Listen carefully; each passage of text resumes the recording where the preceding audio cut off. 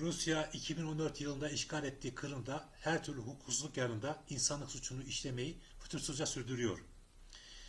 Namazında, niyazında olan, dini yaşamlarını sürdürmeye çalışan insanların bırakınız düşüncelerini, duygularını dahi kontrol etmek isteyen işgalciler bu masum insanları sırf Kırım Tatar olmaları nedeniyle onlarca yıla mahkum etmektedirler.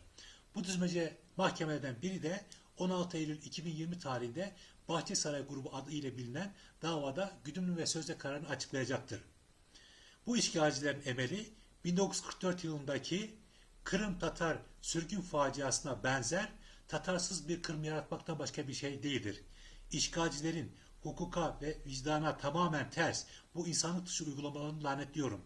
Bu insanlık dışı suçlara maruz kalsa da kendinden ve değerlerinden vazgeçmeyen onurlu insanlarımızın her zaman yanlarında olacağız.